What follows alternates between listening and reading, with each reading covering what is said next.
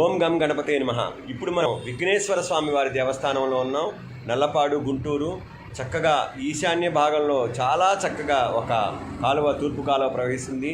ఉత్తరం వైపు రోడ్డు, చాలా అద్భుతమైన, చాలా చక్కటి దేవాలయం మీరు చూపించడానికి ప్రయత్నం చేస్తాను. మరి ఓం గం గణపతే నమః. చూసారా, 19వ వినాయక చవితి పండుగ మహోత్సవాలు. విఘ్నేశ్వర స్వామి వారి దేవస్థానం చాలా చక్కటి మెయిన్ రోడ్లోనే ఉందండి. అద్భుతమైన గుంటూరు నల్లపాడు రోడ్డు. ఇటు వెళ్తే గుంటూరు వస్తుంది, ఇటు వెళ్తే పేరేచర్ల కొండలు వస్తాయి.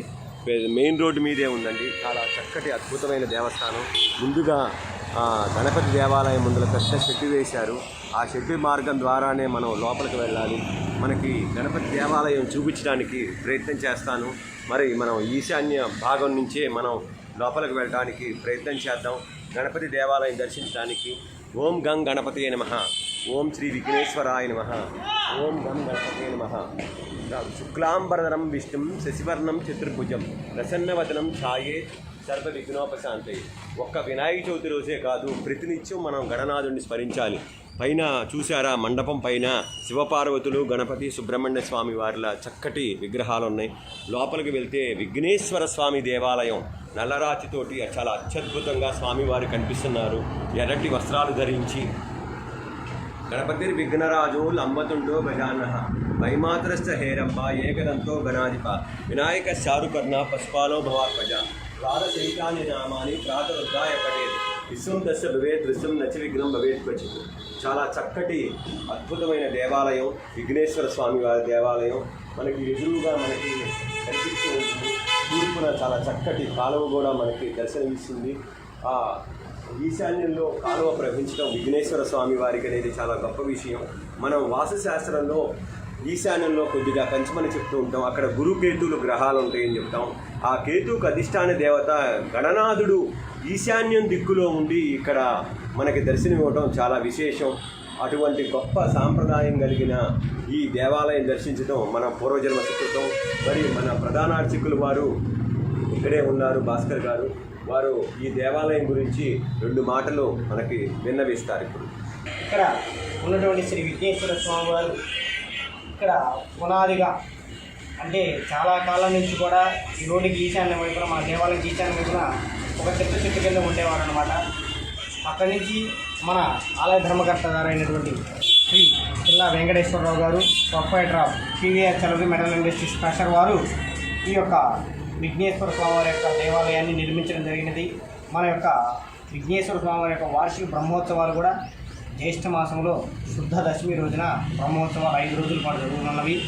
ఇక్కడ మనకి వినాయక నవరాత్రులు కూడా చాలా చక్కగా జరుగును. భక్త మహాశయులందరూ కూడా మన యొక్క రాష్ట్ర నలుమూలల నుంచి కూడా వచ్చేసి స్వామివారిని తమ యొక్క కోరికలను నెరవేర్చుకుంటూ ఉన్నారు. అలాగే మన స్వామివారి యొక్క ప్రీశిష్యులు కూడా ఇతర దేశాల్లో కూడా ఉండి స్వామివారికి కావాల్సినటువంటి పూజా సామాన్లు కానివ్వండి, పూజా ద్రవ్యాలు కానివ్వండి, వారి యొక్క గోత్రనామాలతో కూడా వారి యొక్క బంధువుల చేతనో, వారి యొక్క తల్లిదండ్రుల చేతనో కూడా మన స్వామివారికి వారి యొక్క గోత్రనామాలు తెలియజేసుకొని వారి యొక్క కోరికలు నెరవేర్చుకుంటూ ఉన్నారన్నమాట. అలాగే మన ఈ యొక్క విఘ్నేశ్వర స్వామివారు ఎంతో విశిష్టత కలిగినటువంటి వారు అన్నమాట. మన యొక్క కోరిక కనుక నిష్పక్షపాతంగా, నిస్వార్థంగా కనుక మన యొక్క కోరికలు కనుక కోరుకున్నట్లయితే ఆ కోరికలన్నీ కూడా స్వామివారు వీలైనంత త్వరగానే మనకి ఆ కోరికలు నెరవేర్చి ఆ యొక్క స్వామివారికి కృపా కటాక్షాలు కూడా మన మీద ఎప్పుడూ ఉంది అని తెలియజేస్తున్నాం. ఆలయ ప్రధాన అర్చకుడిగా నా యొక్క మనవి ఏమిటంటే, అందరూ కూడా మన యొక్క హిందూ సాంప్రదాయాన్ని కాపాడండి. అందరూ కూడా మన హిందూ ధర్మాన్ని పాటించి మన హిందూ సాంప్రదాయాన్ని కాపాడవలసిందిగా కోరుతున్నాం. ధన్యవాదాలు. మనకి ఆలయ ప్రధాన అర్చకులు గారు భాస్కర్ గారు చాలా చక్కగా ఆలయ విశేషం చెప్పారు. ఈశాన్యం బ్లాక్లో ఉందండి. ఈశాన్యం బ్లాక్ అంటే తూర్పు రోడ్డు, ఉత్తరం రోడ్డు ఉన్న స్థలాన్ని ఈశాన్యం బ్లాక్ అంటారు. ఆ ఈశాన్యం దిక్కులోనే నైరుతిలో ఉన్నాడండి స్వామివారు. ఇక్కడ ఈ చింత చెట్టు కింద ఉండేదని కూడా చెప్పారు. ఈశాన్యం దిక్కులో, ఈశాన్యం బ్లాక్లో ఉండటం చాలా విశేషం. కోరిన వరాలు ఇచ్చే దేవుడు ఎవరయ్యా అంటే విఘ్నేశ్వరుడు. అటువంటి విఘ్నేశ్వరుడు ఈశాన్యం బ్లాక్లో ఉండటం, అంతేకాకుండా ఉత్తరం మనకి చక్కగా ఖాళీ స్థలం కనిపిస్తుంది.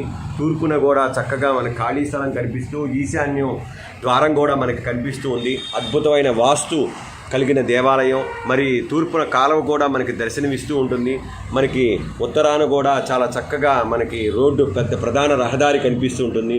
ఇటు ఇన్ని అనేకమైన విశేషాలతో ఉన్న చిన్న దేవాలయం అండి. మనం అనేక పనులు అనుకుంటూ ఉంటాం, మనకి పని కాలేదు, అది అడ్డుపడుతుంది అని ఉంటాం. అటువంటి వారు కనుక ఇక్కడికి వచ్చి నమస్కారం చేసుకొని స్వామివారికి చక్కగా ఉండ్రాలు కానీ సమర్పించి, లేకపోతే స్వామివారికి అభిషేక అర్చనాది కార్యక్రమాలు కనుక నిర్వహిస్తే వారిని కోరిన కోరికలు తప్పకుండా స్వామివారు నెరవేరుస్తారు అని చెప్పడంలో సంశయం లేదండి. ఓం శ్రీ విఘ్నేశ్వరాయ నమః. మనం లక్ష్మీ గణపతి మంత్రం చేస్తూ ఉంటాం, లక్ష్మీ గణపతి హవనం కూడా చేస్తుంటాం. గృహప్రవేశాది కార్యక్రమాల్లో లక్ష్మీ గణపతి హవనం చేస్తుంటాం. అటువంటి లక్ష్మీ గణపతికి ఎంత ప్రాశస్త్యం ఉందో ఈశాన్య దిక్కుల్లో ఉన్న గణపతికి కూడా అంతే ప్రాశస్త్యం ఉంది. కాబట్టి ఈ విఘ్నేశ్వర స్వామి దేవస్థానం మరి గణపతిని నల్లపాడు రోడ్లో మెయిన్ రోడ్లో ఉన్న ఈ గణపతి స్వామివారిని దర్శిస్తానని ఆశిస్తూ స్వస్తి.